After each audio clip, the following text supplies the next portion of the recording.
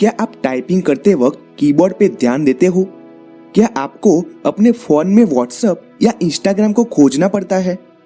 I am sure कि इस दोनों क्वेश्चंस का जवाब होगा बिल्कुल नहीं। लेकिन उस वक्त को याद करो कि जब आप पहली बार टाइपिंग करना सीख रहे थे, तब आपको हर एक लेटर खोजना पड़ता था। और अभी की बात करें तो जैसे ही आपके दिमाग में कोई वर्ड आता है तो वो सीधा आपकी कंप्यूटर या मोबाइल की स्क्रीन पर छप जाता है। यानी कि आप सिर्फ दो चीजों पे ही ध्यान देते हो, आपके दिमाग में प्रोड्यूस हो रहे वर्ड्स पर और अपनी कंप्यूटर या मोबाइल की स्क्रीन पर। चाहे आप कीबोर्ड को देखते भी होंगे, लेकिन फिर भी आपका फोकस उस पर नहीं होगा, जबकि सबसे मेन चीज तो वही ही है। तो क्या इसी ही चीज को किसी काम में एक्सपर्ट बन जाना नहीं कहते?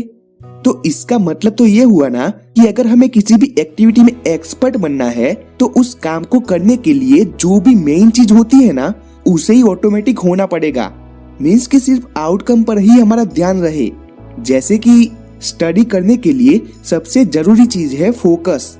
तो क्या हमें स्टडी में एक्सपर्ट बनने के लिए फोकस पर कॉन्शियसली फोकस करना बंद करना पड़ेगा? जैसे कि ऐसा कहा जाता है कि स्वामी विवेकानंद जी के सामने अगर कोई ढोल बजाता है ना, तो भी उनका फोकस अपनी बुक से हटता ही नहीं था।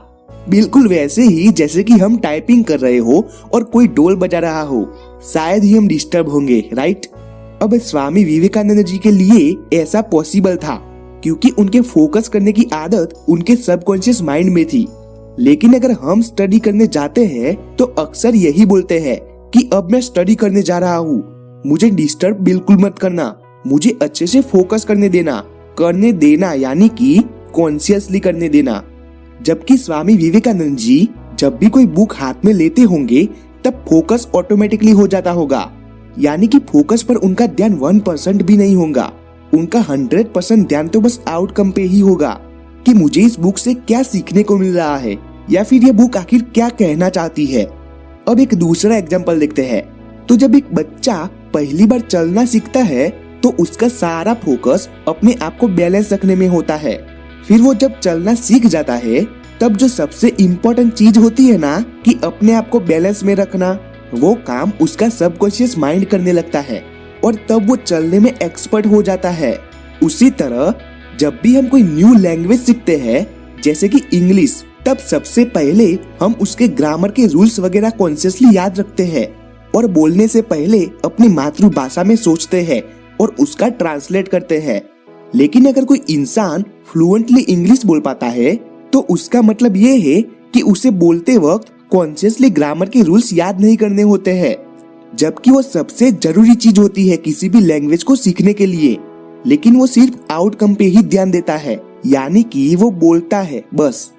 ऐसे ही आप चाहे कोई भी एक्टिविटी ले लो, उसको करने के लिए जो मेन चीज होती है ना, वो अगर ऑटोमेटिक मोड पे होना स्टार्ट हो जाए तो ही आप उसमें एक्सपर्ट बन सकते हो। यानी कि आपका सबकॉन्शियस माइंड ही आपको एक्सपर्ट बनाता है किसी भी चीज में। वो बोलता है कि आप बस आउटकम पे ही फोकस कीजिए, मेन काम तो मैं कर दूंगा। जैसे कि आप टाइपिंग पर ध्यान मत दीजिए, स्क्रीन पर क्या लिखा जा रहा है बस उस पर ही ध्यान दीजिए।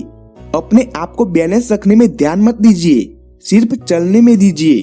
फोकस करने में ध्यान मत दीजिए, सिर्फ पढ़ने में दीजिए। तो जैसे कि अब आपको पता चल चुका है कि सिर्फ सबकॉन्शियस माइंड की हेल्प से ही हम किसी भी काम में एक्सपर्ट बन सकते हैं। तो अब बात करते हैं कि किसी भी चीज को अपने सबकॉन्शियस माइंड में कैसे भेजा जाता है। तो उसके दो तरीके होते हैं। Number 1, practice. तो ये तो सीधी सी बात है कि आप जिस काम को करने में जितनी प्रैक्टिस करते हो, आप उतना ही एक्सपर्ट बनते जाते हो। अगर कोई काम बार बार रिपीट होता है तब आपके माइंड को पता चल जाता है कि ये काम डेली होने वाला है, तो वो उस काम को सबकॉन्शियस माइंड के हवाले कर देता है ताकि उसे करने में ज्यादा एनर्जी वेस्ट ना हो और वो ऑटोमेटिकली होता रहे। तो अगर आपको किसी भी काम में एक्सपर्ट बनना है, जैसे कि कोई लैंग्वेज सीखनी है या गिटार बजाना सीखना है, तो आपको जितनी हो सके उतनी ज्यादा से ज्यादा प्रैक्टिस करनी है ताकि आप एक टाइम के बाद एक्सपर्ट बन जाओ। अब जैसे कि मैंने पहले कहा था कि स्टडी में एक्सपर्ट बनने के लिए आपको अपने फोकस को सबकॉन्शियसली होने देना चाहिए। इसके लिए मैं सजेस्ट करता हूँ कि आपको योगा करना चाहिए।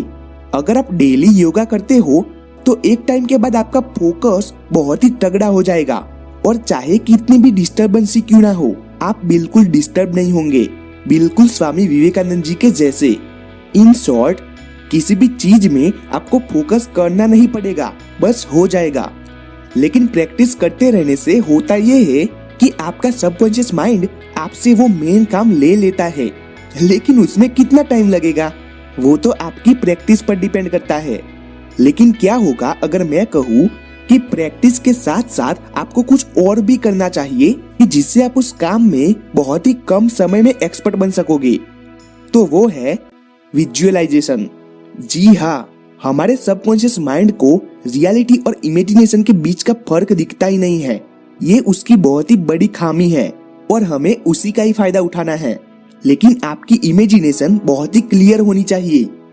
तो जल्दी से एक्सपर्ट बनने के लिए आपको बस करना इतना है कि आप रात को सोने के जस्ट 5 मिनट पहले आप जिस भी काम में एक्सपर्ट बनना चाहते हो उसको आप बहुत ही अच्छे से कर रहे हो, ऐसा इमेजिन कीजिए। मान लीजिए कि आप गिटार बजाना सीख रहे हो और आप हर रोज उसकी प्रैक्टिस करते हो।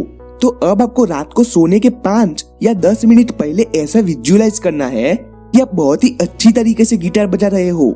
याद रखें कि आपको जितना हो सके उतना अपने फीलिंग्स को भी ऐड करना होगा। आप ऐसा सोच सकते हो कि आप अपने फ्रेंड्स के सामने गिटार बजा रहे हो और वो लोग आपकी तारीफ कर रहे हैं। आपको हर रात को ऐसा विजुअलाइज करना है और फिर दूसरे दिन रियल में गिटार की प्रैक्टिस करनी है।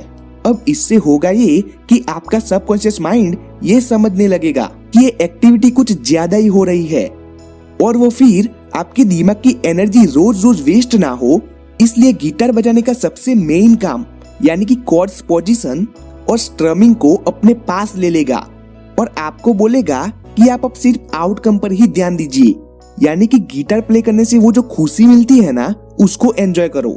अब मैंने ये एग्जाम्पल लिया क्योंकि मैं खुद विजुअलाइजेशन और एक्चुअल प्रैक्टिस करके गिटार और फ्लूट दोनों में एक्सपर्ट बन चुका हूँ।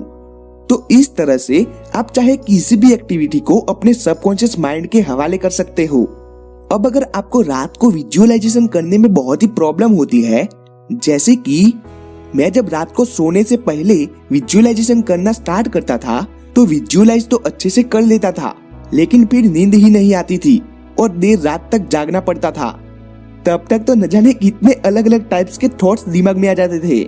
इसका मतलब है कि मेरा कॉन्शियस माइंड स्टिल काम करते रहता था, जिससे वो इमेजिनेशन का मेरे सबकॉन्शियस माइंड में जाने के चांसेस बहुत ही कम रहते थे। तो मैंने क्या किया कि मैं हर रोज सुबह जल्दी उठ के योगा करने लगता। योगा करते वक्त मैं जितना हो सके उतना अपने थॉट्स को कम कर देता था और फिर मैं अपनी विजुअलाइजेशन स्टार्ट करता था। मेरा फोकस बस सिर्फ उस विजुअलाइजेशन पर ही होता था, यहाँ तक कि मैं ये भी भूल जाता था कि मैं योगा कर रहा हूँ। तो आप भी इस चीज को जरूर ट्राई कर सकते हो। तो आई होप कि आपको ये वीडियो अच्छी लगी होगी। तो प्लीज एक लाइक कर दीजिए ताकि मैं मोटिवेटेड रह सकूं और वीडियोस बनाने के लिए। मैं ऐसी ही कोई सेल्फ इम्प्रूवमेंट्स की वीडियो या बुक समरी लेकर आ जाता हूँ आप सबसे मिलने के लिए। तो अगर आप इस सब वीडियोस को मिस नहीं करना चाहते हो तो जल्दी से सब्सक्राइब कर दीजिए और बाजू वाले बेल आइकन को ऑन कर दीजिए। तो तब तक के लिए खुश रहिए और अपनी फैमिली को भी खुश रखिए। जय श्री कृष्णा।